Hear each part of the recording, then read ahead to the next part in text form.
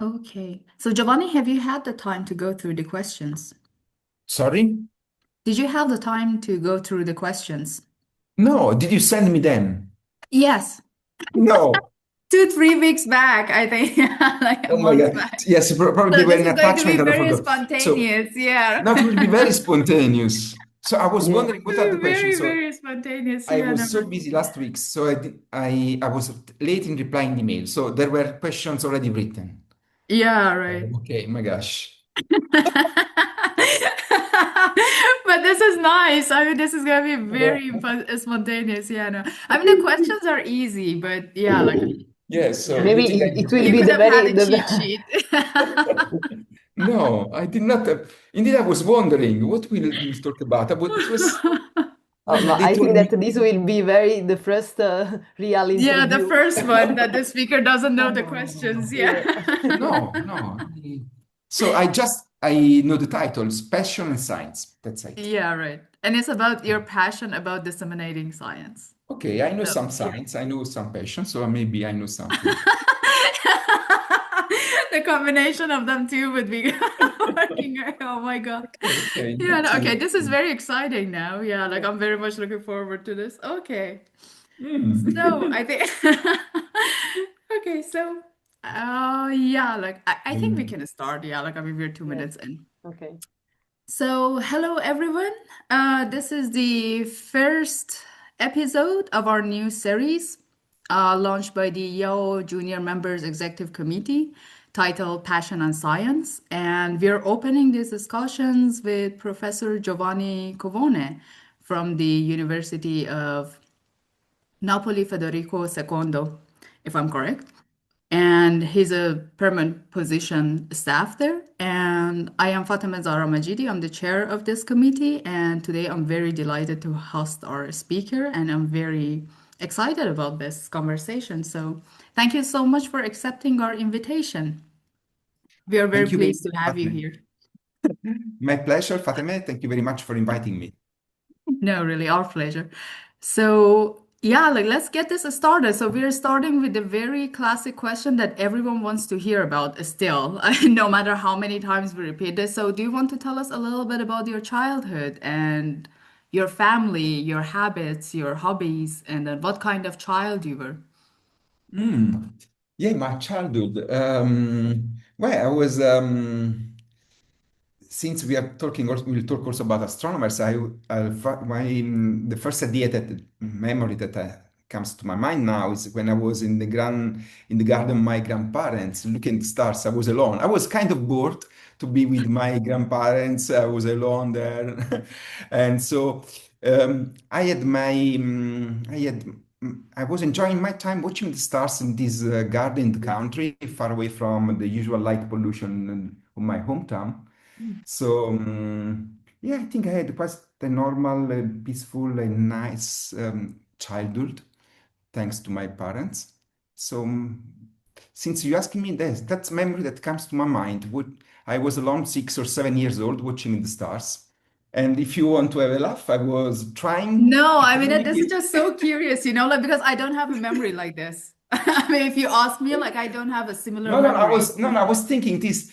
I was already wondering if there are any aliens up there somewhere. So I was Seriously? using So this the was like from the flashlight. beginning. So this is the inspiration behind your book for children about aliens, right? I suppose like there's a connection, maybe. Could be. You never know how your minds work. Your mind Yeah, works. right? So No, I I was mean, if this using is like such a deep memory that you still remember it very vividly, I think like there should be a connection. This is like very curious. yeah, there So what should was be. your very first feeling like when you remember this memory? Like how is the feeling that you associate with this memory? Is this like a very profound one that like yeah, I feel like I mean Well, if it until was. today it's remained with you. I don't know. It's hard to remember. Also, the feeling was that I was feeling at ease, even if I was alone there in that dark place. I mean, it was not as so dark, not too far away from my grandparents' home, but it was feeling at ease. It was nice to watch the stars, nice to try to think. Maybe if I flash some light up there, maybe they will see me, they watch me. So Oh, I so you was had this comfortable with the feeling. stars somehow. Okay. Yeah, right. Mhm. So do you also have this feeling, do you hold this feeling with you these days that when we're looking up to the skies, like there is a type of like profound release and satisfaction and serenity that comes down to us. Like, is this a feeling that you still have, or because you have changed Yeah, yeah, professions that it has absolutely, changed? absolutely. I still have that. Indeed, when I watch the stars, when I have the chance to watch the stars, I prefer to watch by naked eye. I don't want any instruments because I work with the scientific data, the instruments all the day long, from 9 to 5 to say so. And what I miss in my daily work, I do love my work. I do love to work as a researcher in astronomy. But what do I miss is the physical contact with the object of your love. I mean, the stars. You are Right. always studying them through a computer. Okay, you don't Right. watch them. You don't True. go to a Yeah, no, telescope right. anymore. No, I true. mean, nobody of our current generation of astronomers, very rarely you go to a telescope and you control a Right. telescope. True. This is true. The data come to you. You go to the Right. office 8 a.m. and data are there to say so. Yeah, and this is something that general public doesn't know about our type of No, work. they They're don't like, know. yeah, like you're like, I mean, So, sitting at a telescope or you're like looking always up, like with your naked eyes, etc. But then, yeah, like, I mean, this is not the reality of our job. Yeah, yes. like it's like a very isolated, like sedentary type of work. So, So what I yeah, I say is mean, that I envy my colleagues biologists because they have the object they love, the virus, yeah, on it's their very desk. tangible. Yeah, you go and They are actually there on touch their the stuff. desk under their Right. microscope. We don't have the stars in our office. And Yeah, so I when mean, they're a little bit far. yes, yes. I mean, having the stars to have the possibility to watch them through a telescope and instruments, but this is not possible, of course. And so when I watch the stars at night, I prefer to observe by naked eye. Right. Maybe just you You lay prefer to down on use the your own grass. telescope, like built-in telescope, right? Sorry? You have a detector inside, so I mean, like this is Yeah, your own yes, yes, in a telescope, way, right? see, yes. I mean, Oh, that's well, the way it is. I am not complaining because luckily we are in a generation, we are part of a generation which has space telescopes. So right. we have pushing beyond the horizons of our former teachers, professors. Yeah, right. So we are lucky to have space telescopes, but at the same time, we miss the possibility to have more physical and direct contact. Right. And then it's not any type of space telescope as well. Like it's something that is exploring the cosmic noon and then like going back to the beginning of the universe, which is something that we are very fortunate to be living in such exciting times for astronomy, I believe. Yeah, yes, that's So, right. We yeah. are lucky.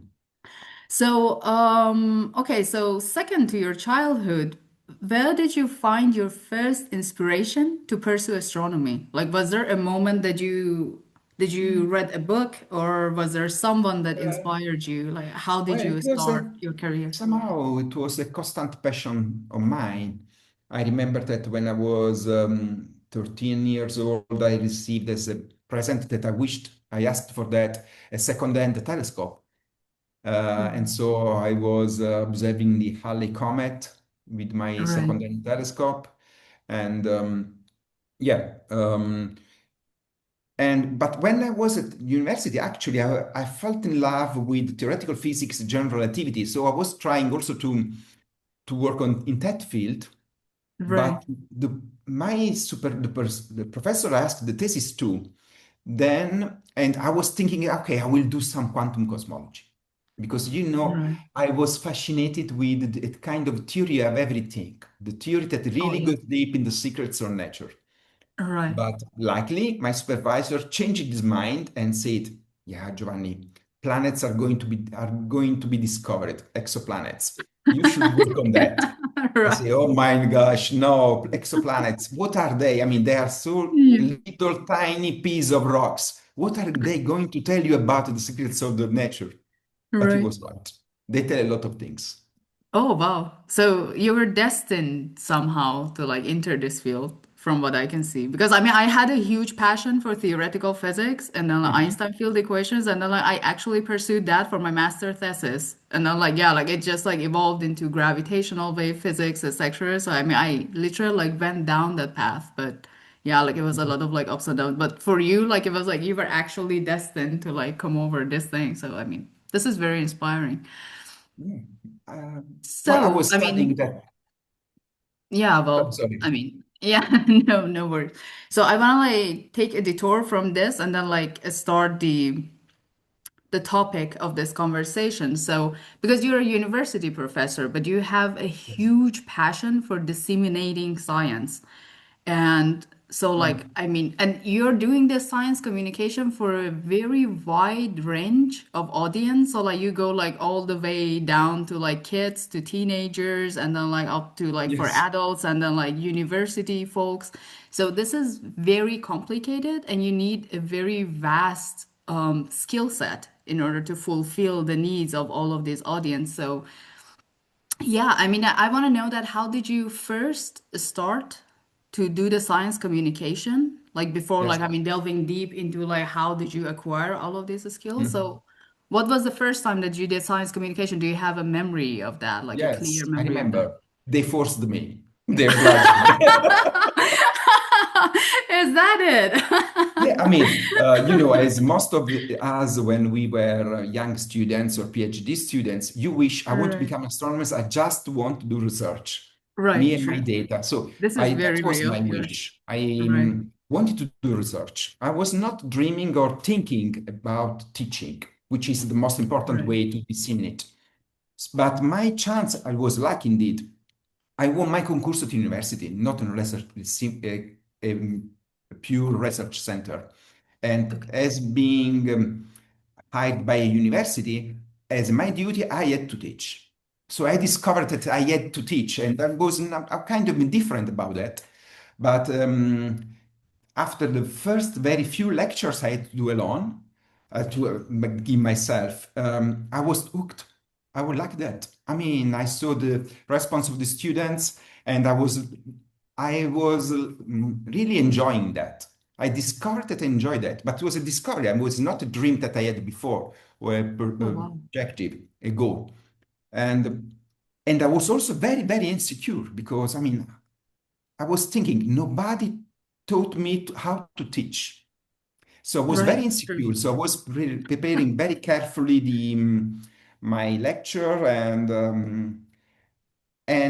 I was really caring about the students in front of me, understanding what I was telling them. So asking me the question to them, did you understand? Right. What you do not understand? Let's try together, things like that. Right. And so the students, then I discovered that they appreciated this way, this approach. And it also allowed me to better understand the way they were thinking, so to follow their process, their Right. thoughts. So, um, and then from there, from teaching, I went to give again by chance some public lectures, and I liked that.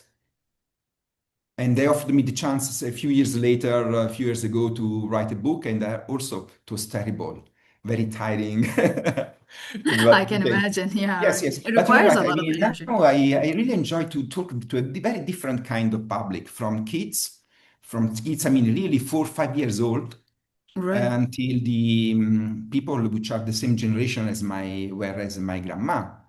Right.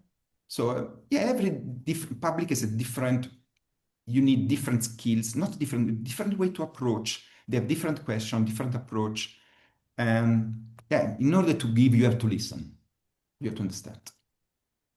This is a very beautiful quote. Yeah. Mhm. I feel like this is like the best quote. Yeah, like in order to understand, you have to give. Yeah, this is true. This is very Mhm. inspiring. Um, so I mean, this is a word that comes up a lot in your conversations, which is like something curious for me.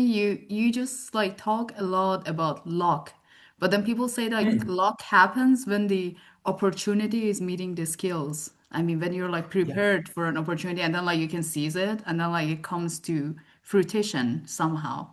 So like I mean, yeah, like it was a lot of luck and then like you just like unlocked a lot of your potential, but then where do you see you were prepared for all of this to like capture this? Because I mean, if you're just okay. like forced into a situation and it doesn't work for you, then I mean, there's like no discovery. Nothing happened. It just crashes. You're right. You're right. Maybe when I say, actually, when I talk to my students, my sons, I say that luck that does not exist. But I Right. refer that to me. I mean, what I mean is that when I say luck, probably I mean that I'm grateful to have that chance. Right. And some you are like you have, and sometimes the chance comes to you and you are aware of that there are chances, or sometimes you are not aware. So you kind of, I think that you have to be open, prepared, ready. You have been working for that, even if you and you don't know where the chance comes from, what shape will Right. have the chance. So that's the True. luck. It's not random. It's not completely random. There is also some randomness in our lives. There is. Right. But you have to, you are preparing yourself because you study and you are open-minded. You watch around, you look around yourself for opportunities, for chance. And of But I course, you also would cannot like to, I mean, predict. bring this up because I have seen you on a stage like live, and then you're very charismatic. Like you really have that type of presence to present Mm. for the public, like you really capture the stage. And this is not something that everyone has. Do you think like this is coming from practice or your passion to actually teach someone when you're given this stage? Yeah, it comes from practice.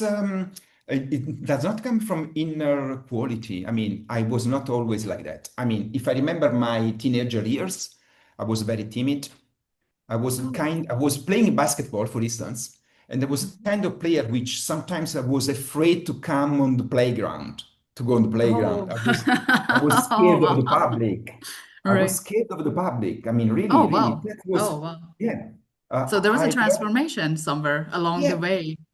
yeah. That, but one skill that I had, I was always brave enough to face my fears, to say, okay? Ah, For okay. instance, I mean, I remember when I was a young PhD student, my team and the supervisor was asking us students, who wants to do this? Who wants to give this seminar? And I say always, it's me. I will do that. Then I was complaining with myself, why did I choose that? Why I was going to do that?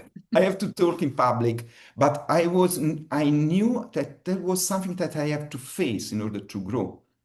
And Right. then when I went to I was hired at university, when I won the concours and I was going to teach, then little by little I was understanding how to communicate. I was training, I was experimenting, but really I was asking myself, I'm doing this good enough. I am teaching the Mm. right way.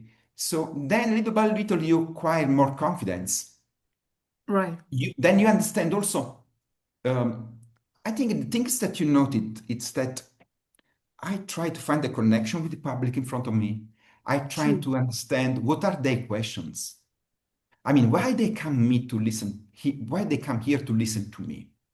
I'm not famous. I mean, they come here because the topic I'm talking about is interesting, because they have some deeper questions. So I am to understand what are the questions that I can answer or I can give some little answer.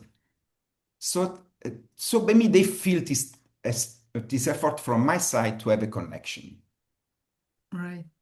So, I mean, on your journey towards like this transformation, that first, like you were timid and then like you had to develop some skills and then you were forced to do science communication, but then there was like this string of things that came together, and then now you're a science communicator, like a professional science communicator. So, like, where did you see this spark? Like in the middle, like where did that happen that you started understanding that, oh yes, like there's motivation in here and I want to keep going, keep growing. Like where did Mhm. that start? Well, I don't know. Is there a moment or no? Like it was just like, I mean, a No, I think steady scale of there are, growth. I don't know if there is the right moment, but I know that doing research gives me pleasure. I mean, if I understand something new as a student and before and as researcher now, if I understand a little new thing, it gives me pleasure. I mean, if I understand something True. new, it gives me pleasure. Then, but I also discovered that if I make you understand something, that gives me pleasure as well. If I teach something and I see a light in your eyes that you understand something that before you did, it was too hard for you, and I was away, I contributed to that. Well, this is a really, really deep pleasure that I feel. So then, yeah, so the first lectures that I gave to young students, um, uh, that was probably the moment that I stood, I am able to help people to understand things. Mm. So this is And that's a gift. That's a great that's gift. Not everyone is blessed enough to do that. well, I think that the gift is not right in the qualities, in the ability to communicate, but you really try to understand what are the questions of people. You try to enter to be in communication, to understand their necessity, their questions. I mean, if you care about them, then you find a Right. way to teach them, I think. Right. No, true. I think like Okay. these are like, I mean, personally speaking, I resonate a lot with this because I think you just mentioned two of the best qualities that you should have as a teacher and as a researcher. I think like you have the scientific mindset first. If exactly like what you're saying is happening to you, it's not about discovering that big thing or about like solving that big question or the holy grail of Mhm. astronomy. It's about the little things. It's about like, oh, that aha moment that like, oh, I figured this out. And then it gives you like so much joy. And I think we're doing astronomy because of that, like mainly because it's giving us so much joy. Then Mhm. for teaching people, I think, yes, it's just basically, yeah, like seeing that people are lighting up in your presence. And then like you feel so satisfied because you're like, oh yeah, Yeah. like I could, yeah, like I'm blessed enough to give away.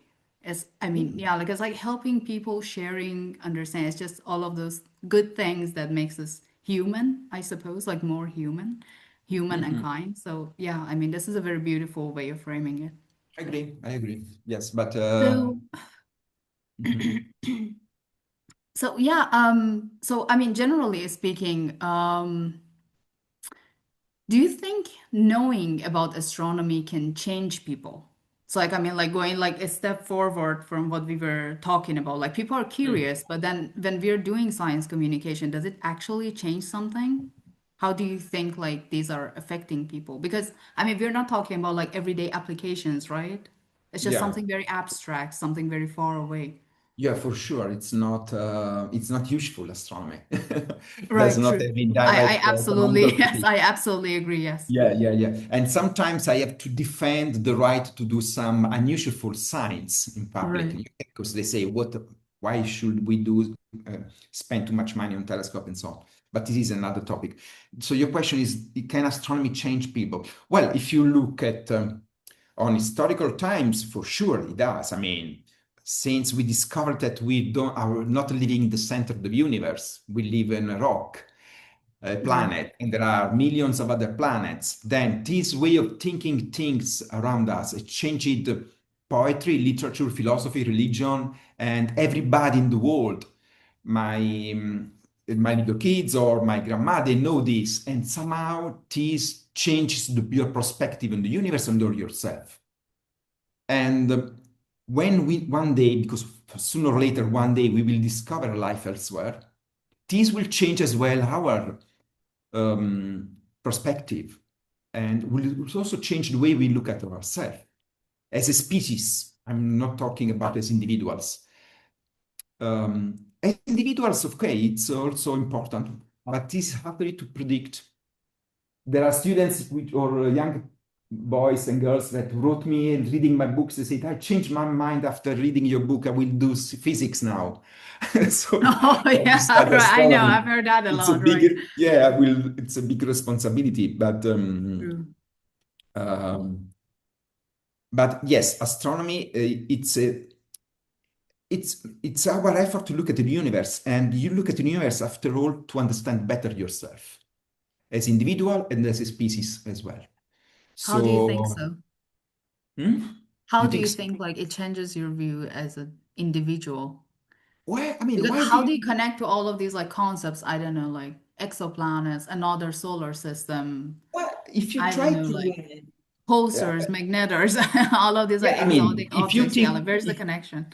if you are alone in front of a starry sky, and actually the question will eventually not be just what are the stars, if there are any planets, if there is anybody else out there, but what I am doing here will be the final question. I Right. mean, you look for That's the other big planets. question.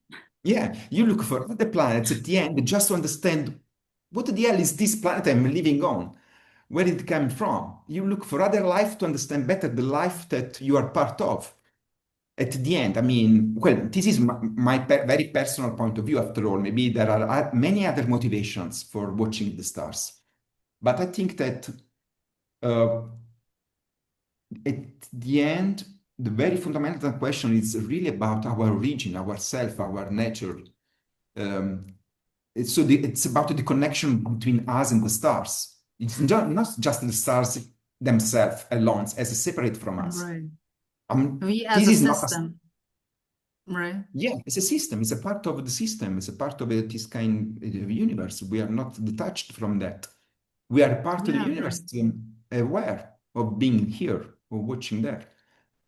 Or Um, maybe like we should be appreciating life because it's a very unique and rare experience to have, like overall. we It's should not, I appreciate mean, it. yeah, like And I feel like sometimes like we're just taking this for granted that we are alive, conscious, and we can think like as a being. And then like that is an ability that like most creatures don't have. Like that's like very rare and very beautiful. But then like the message sometimes is just like getting lost. Like I don't we don't emphasize enough that like how rare this experience is. And then yeah, like how it's short rare. this experience is like compared to the cosmological scales. Yeah, it's rare and short. If you think of that, because the universe is Yeah. there since billions and billions of years, maybe 14 billions of years, and we are here, we as individual for a few tens of years, and as a species, a few million years. So, and we're not really living here forever. So it's short as well. It's beautiful as well. Yeah, right. So No, I it's worth know. it to live it.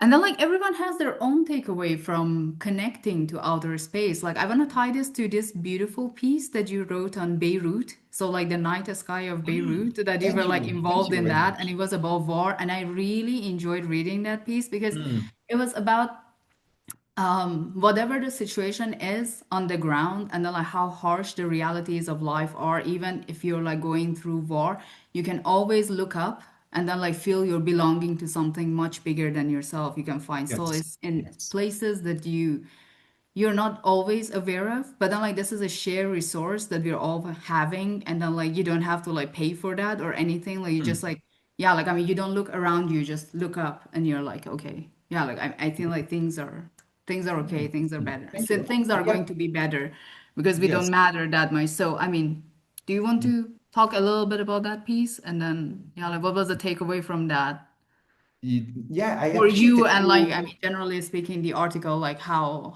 it was received.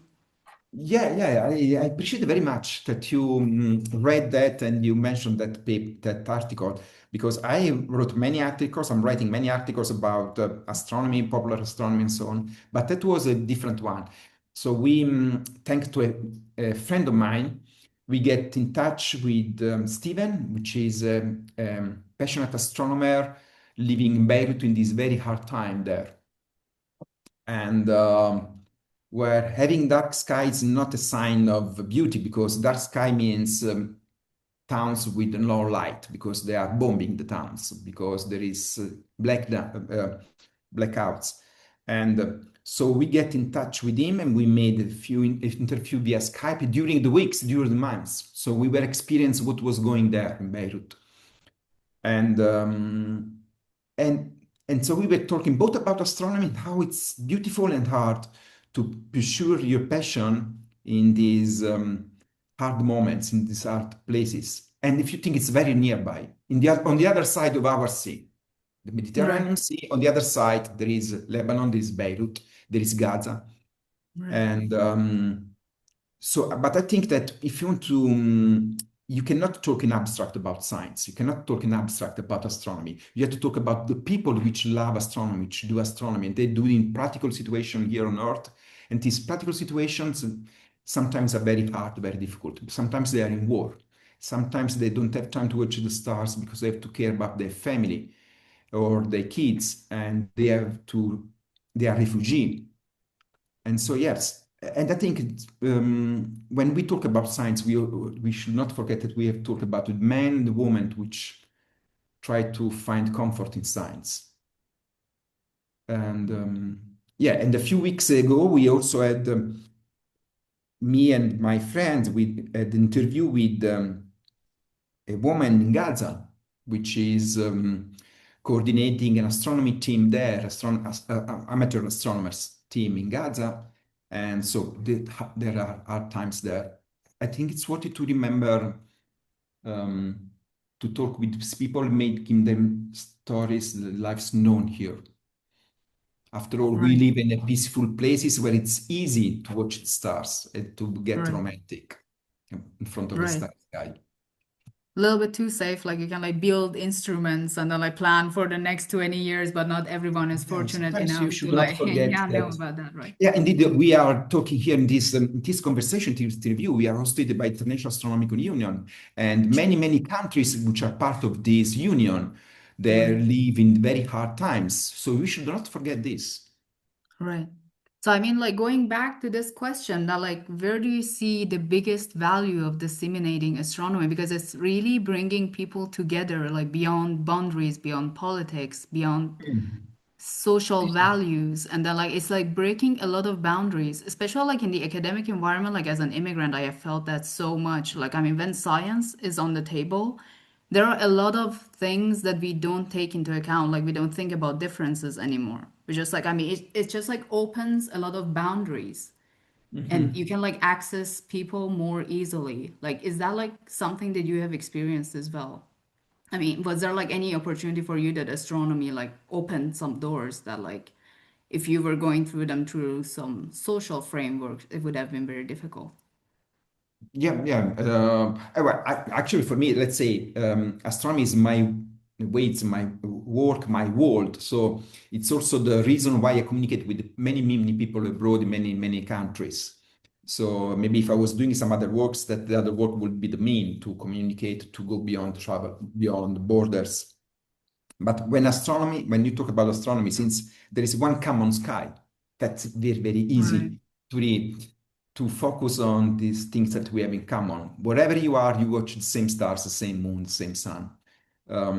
So from there, it's easier to feel that as a human species, we are unique, we are unite, we are part of the same community in front of this wonderful world. So from this point of view, let's say it's easy. But as I told you also from um, but sometimes as when you work as a researcher, it's also very easy to forget about everything else and to focus on your little star, on your little galaxy, to focus just on publish your papers and the getting scientists, go on conferences, and you meet always the same small crowd of people. You know I mean, you know as astronomer, you know almost all the people which work in your field. Right. And And you know their sometimes works and you just go there. You get yes, reached you over, meet right? every 2 3 times per year. That's nice. You have friends everywhere. But if you Right. think of that, at the end, you are a small community. Right. They're a very small And you community. maybe don't think about that because you come from very different places, international, you speak in English, and you forget that the most of the part of the world don't take part of that. Right. Um, I unfortunately have very few colleagues from Africa, or South Right. America. I mean, not South America, but from Africa or some other countries, because the astronomy or research or university is not very well developed as True. university researchers as here. So there is a lot of work to do on that. Because if you Right. think about your mailing list or your contacts, after all, it's very small. It's very small. Yeah, no, right. No, you're Yeah. absolutely right. No, Mm. true. I mean, this is a very valuable point of Yeah. view, right? That not everyone also like has access to Yeah, this but field it's like on the I same mean level. So, our work is nice. Is you come from it's nice. It's beautiful. We like that. But of course, we have under pressure. You have to publish or you perish. You have to do that. You have to teach. A lot of bureaucratic work. Sometimes you forget both how beautiful is the object of your work and how many chances could give you to know other people which would like to know more about stars, astronomy, and so on everywhere in the yeah, world. right. No, true. I mean, our next question was basically what particular, like, let's say, values and principles have guided you throughout your journey of science communication in general. So I feel like this Mm. is like closely tied Yeah, to this question that, yeah. yeah, like, I mean, Mm. maybe like part of the passion for doing science communication is that just seeing value in things continuously that we're not also like doing that, I mean, in our everyday job, because our job is like very much like computation, it's very technical. Yes. And yes, it has a lot of bureaucracy, communication, and then like things that are not at all like about astronomy as well. So, Mhm. Yeah, well, I think do you want to one comment thing on is this? that, yeah, it's a good question. It's hard because sometimes we are very focused on very technical details, which are interesting, but interesting only for me, for a few people in the world, Right. maybe. And sometimes you forget why these technical details are interesting. You forget the big picture. So when you communicate to other people, first of all, it's useful also for yourself because you are forced to gain again, to recover again the big picture, the horizon. You say, why Right. am I doing this? And you are doing this for the same reason because of, which are behind the question that people ask you. Is there life anywhere? What is the origin of matter? What is the origin of galaxy? How the Earth formed? I mean, some more general question, which maybe we don't have an answer to.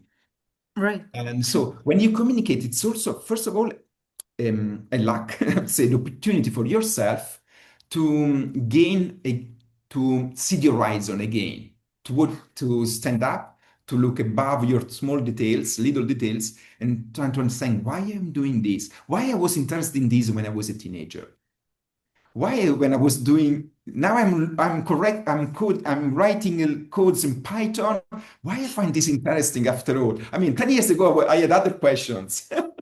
Yeah, right. True. So if you disseminate, if you try to teach or to communicate, then you discover again the real passion around your technical work, first of all.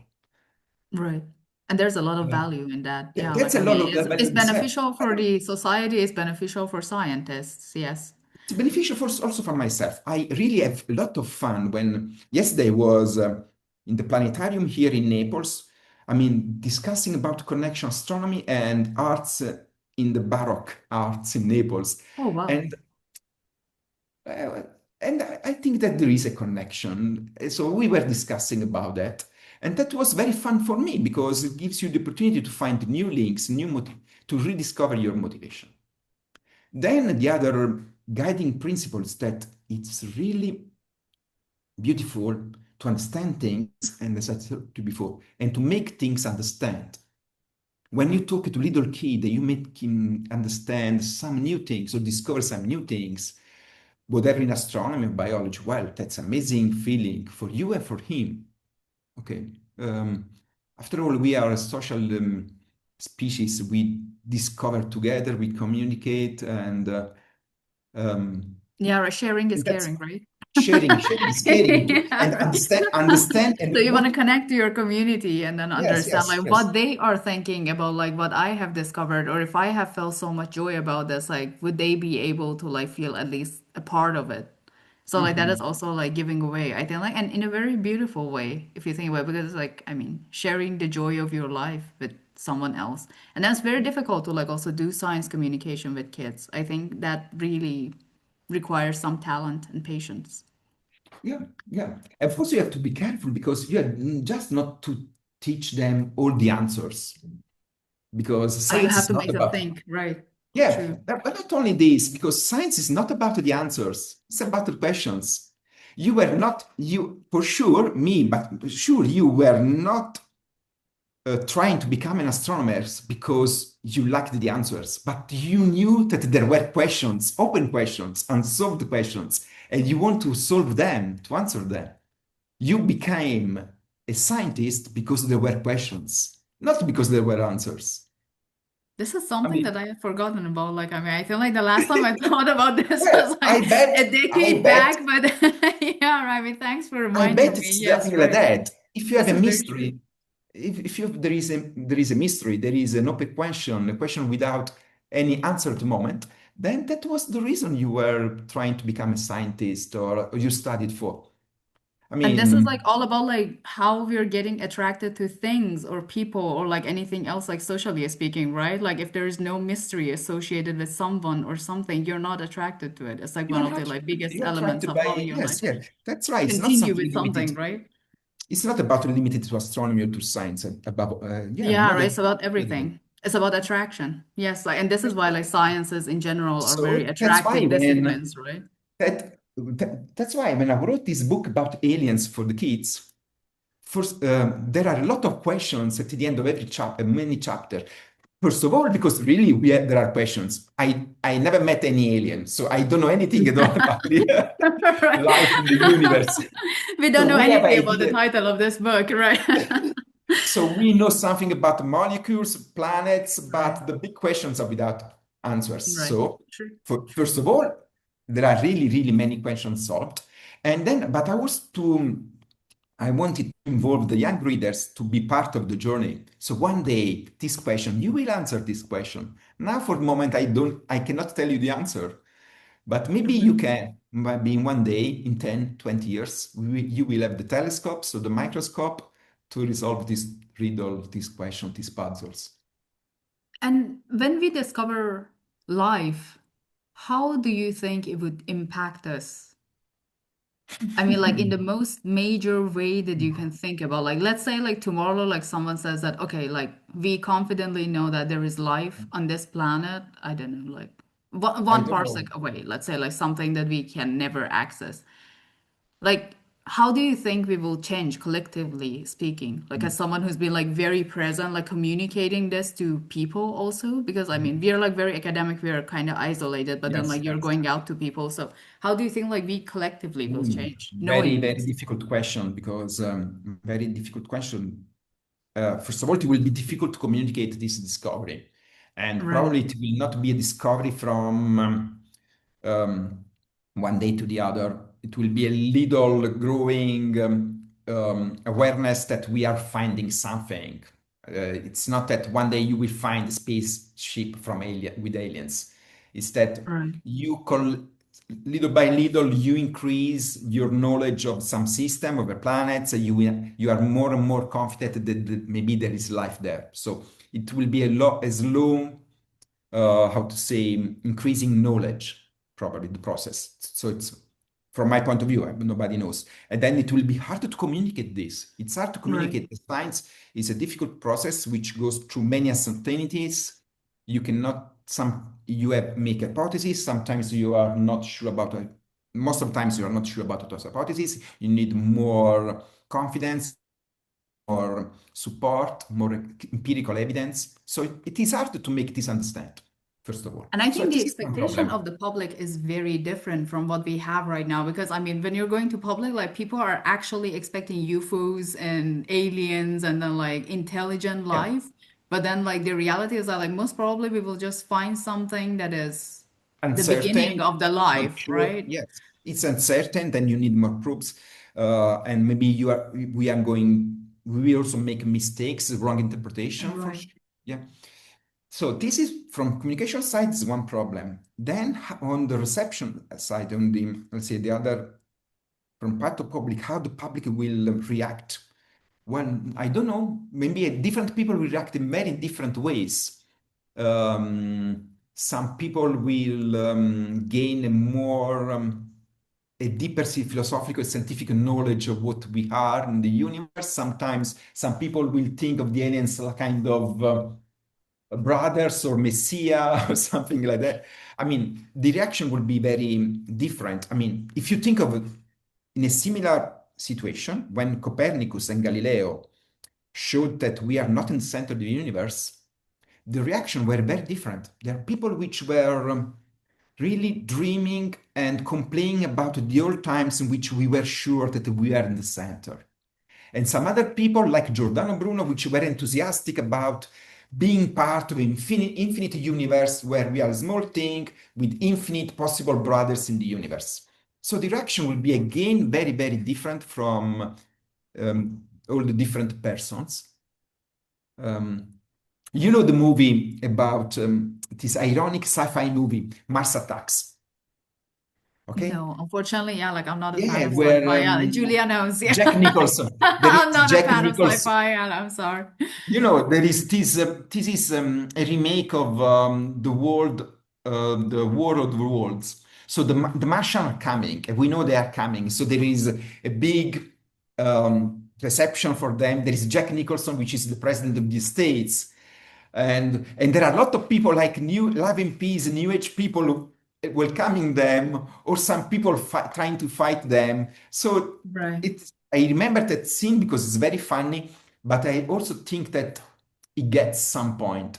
it gets that the reaction will be very different, naive, ironic, stupid, smart, deep. So, and as usual, when you are in front of something new, this something new reveals more of yourself when you react to that. In It's front of it's going to be something, a lot about us, right? yes, Yeah, like I mean, the way you how, react, yeah, yeah, the way right, you react to something so new, it will tell a lot about your fears and your hopes, right. Like expectations versus reality, expectations. Yes, right? yes.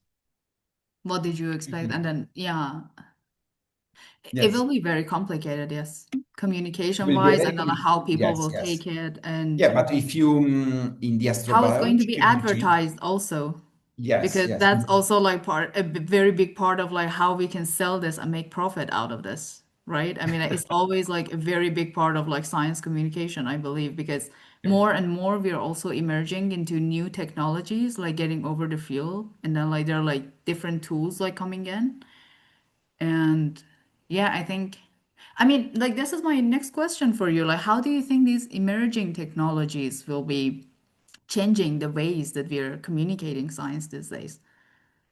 you mean We have kind of like virtual AI? reality, we have AI, and then yeah, like a lot of Mm, things are like yeah, like newcomers in yeah, this field, right? it's yes, it's really unpredictable on this side because AI, for instance, is developing so much, so fast Right, that's really hard to control to understand how to use it. All the other technological novelties that we were used to, they were so even if they were fast, they were coming to the speed in which you could control them. I mean, control them, right. you can learn how they You could work adapt and to how to them, use it. let's say. Right. I Yeah, think you could be like adapting to them like pretty yes, yes, fast, yes. right? You could Yeah. adapt and you could learn them, how they work, Yeah. and you how to and learn how to use them. Now with AI, there is this very common sensation, for instance, that people don't trust. I'm going starting to not trust anymore what they watch, the videos that Right. you see, True. from the videos of funny cats to videos of exploding stars, whatever. So Right. they could be made up.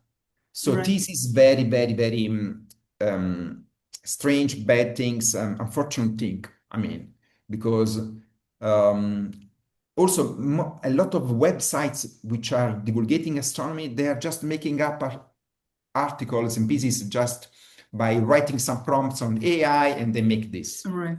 Um, um, I'm used as astronomer to live with technologies to use the most technology, the new things, new instrument technology is going to give you. But AI is kind of different. Sometimes it's frightening because Right. um, it's going to do apparently so much of the work that you could do with your brain that yeah, this is all makes me also discomfort sometimes.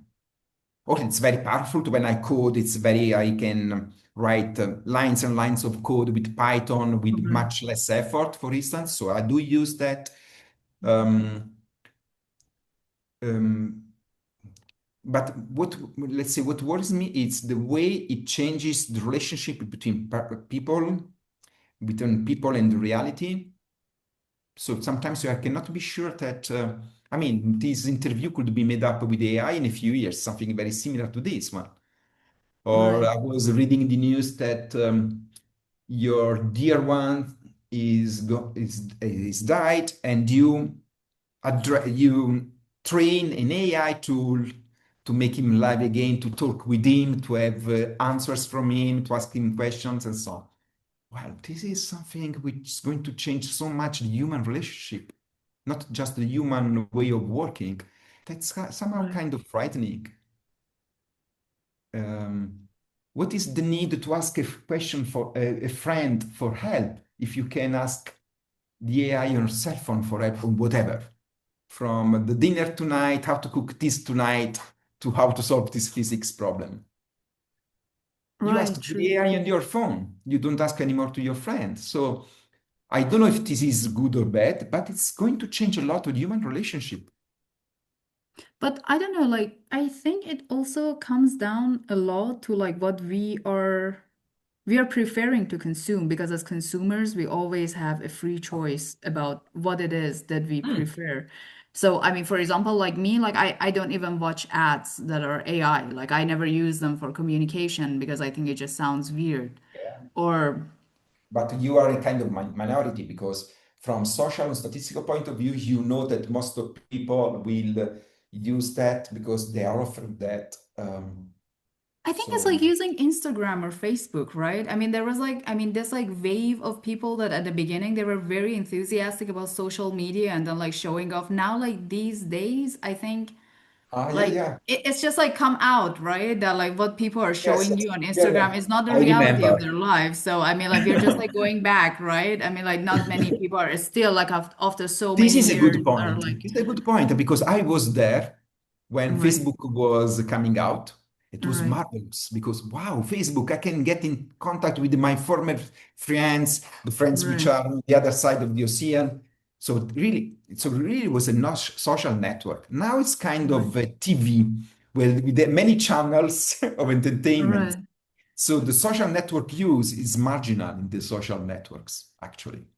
Yeah, right. Like we got hold of like how to use it, or like I mean, like typewriters, for example, at a certain point went out of jobs, right? And then there were so many people who were doing typewriting, like before there's like new computers, modern computers, and then everyone was worried about like, oh, like what will all of these typewriters do now? I mean, like no one lost a job. We just like changed our skill set, so we kind of like understood how to like do our own job like with a new tool. So for me, like AI replacing a lot of things is just a hype, a real hype. I think like we're just like, I mean, like Yeah. amazed by the fact that like how capable this tool is. But then after a Mm. while, like we just like go back and then like have like better thinking and then like a lot of like Well, contemplating about like what it actually gives us. mm. I don't Well, I know. don't know. It's hard to predict how it will change the the scene on the work and the professions. It's very hard to predict that. And what I was telling you before, what I was thinking is that it's clear that it's going to change the human relationship as well.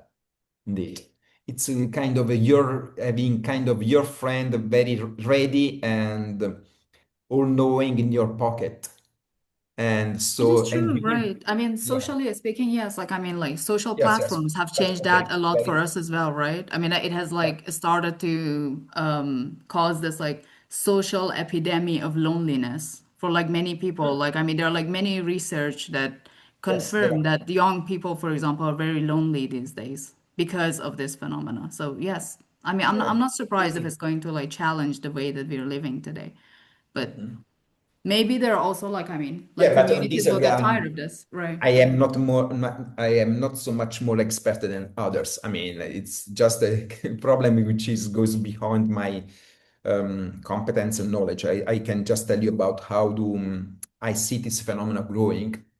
And in my profession, it's amazing and impressive how fast this tool is increasing the potentiality that we have. It's really difficult to master that because there are new potentialities that it takes time for a human being to learn and to learn how to use that. And so it is Right. growing literally very, very fast. It's a very complicated tool, right? It is, Like it I is. have heard like many people are still using it like Google. Like they just like ask questions.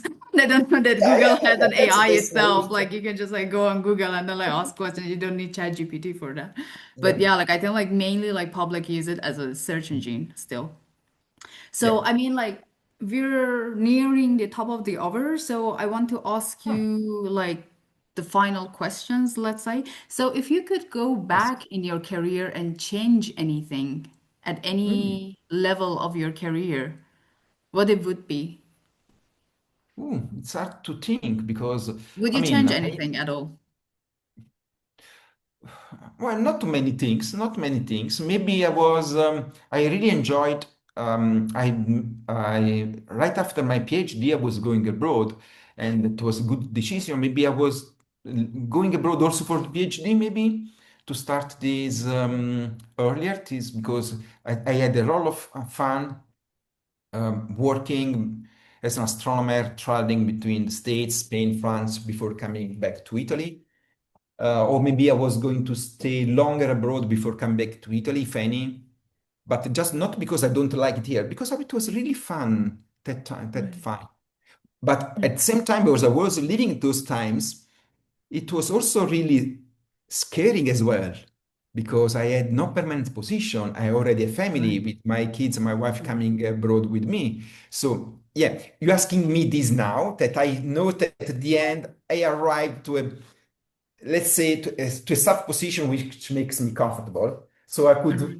yeah, let's say I could have more fun in between. But during the fun times, Right. not everything Yeah, was like at fun. that time, yeah, like it was a difficult decision to It make. was Right. difficult, but True, true.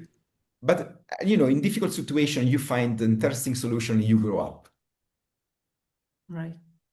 This is very true. Right. And you Yeah, learn a lot, you grow a and lot. you learn a lot, Yes. also about yourself as well. Before, Right. above all. True. And if you want to give advice to your younger self, like at a certain career stage, like what would that be? Yeah, I would say, yeah. Don't be too much afraid. I mean, focus on things that you like, work hard, a little bit harder. Sometimes I was really, as I told you, when I started to, I realized that I was good at teaching, I was good at researching, but this was a very, very slow awareness, a little bit very slow, how to say, uh, I was very little slow in become aware of this, that I was going teaching, I was going making research. I was very unsure about that. Yeah, I would suggest myself, don't be too but to be too much, don't be afraid to fail. Don't be afraid to try. I mean, if you while you fail or while you try, you learn. So Right. I could make this process faster. Yes, let's say so. No, right. I mean, this is a precious advice, I think. Yeah, like this is like a place of concern for many young researchers, Yeah, especially. indeed, indeed, So this indeed. is, When I yeah. talk with young people about astronomy and science, I talk about astronomy and science not because I want them to become astronomer scientists.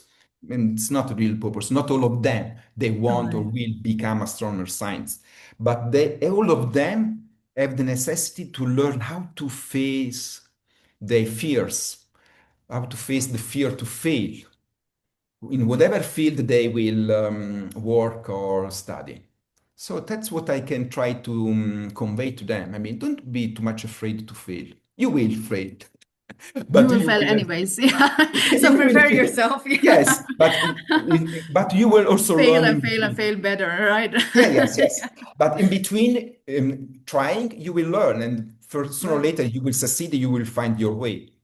Right. You will always improve, right? I mean, Yes, yeah, I sure. mean, failure is part of success and growth. So I It's think, part. yeah, It's like this is a precious unavoidable. Yes. part of advice, right? So, okay. I think we're taking questions from the audience. Like if there is anyone who wants to ask any questions now, let's see. I have What one this was question. public.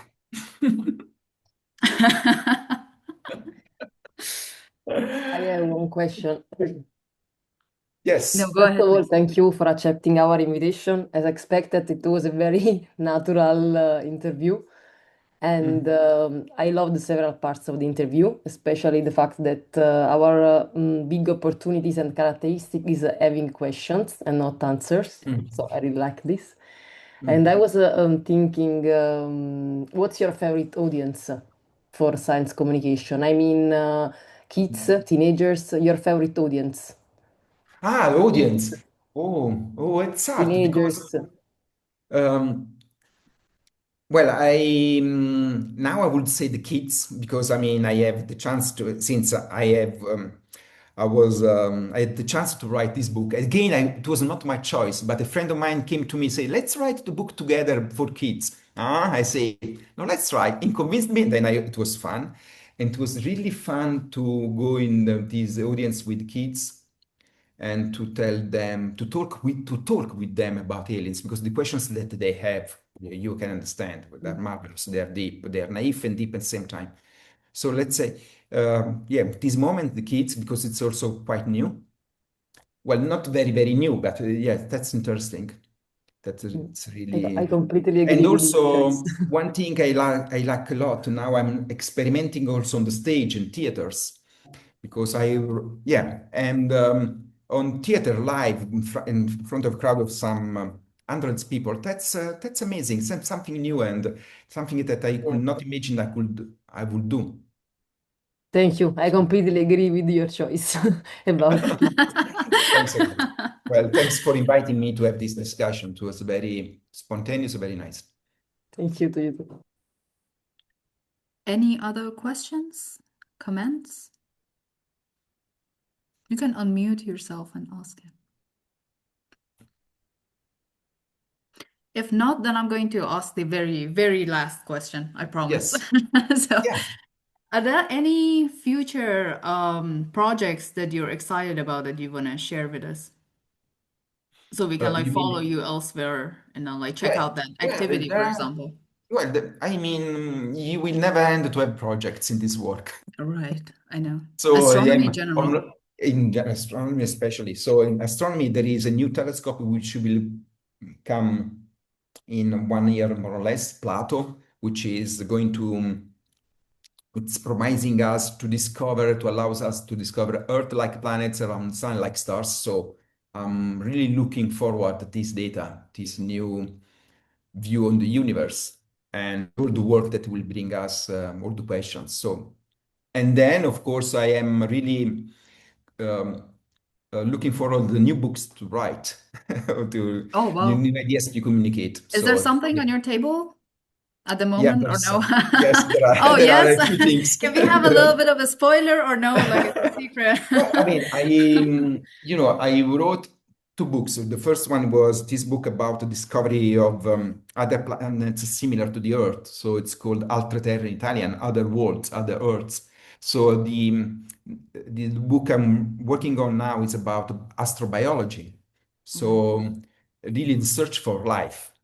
And search for life is interesting because you search for life on other planets, but also you search unknown life also on the Earth, like extremophiles, like organisms which on Earth live in very extreme environments that can teach you how to search life elsewhere. So astrobiology is a very amazing field in which you put together biology, chemistry, physics, and philosophy. So, Very that's the idea interesting. I'm working on and try to. Very This is intriguing. art. Right. Yeah. Okay. So we're very much looking forward to that.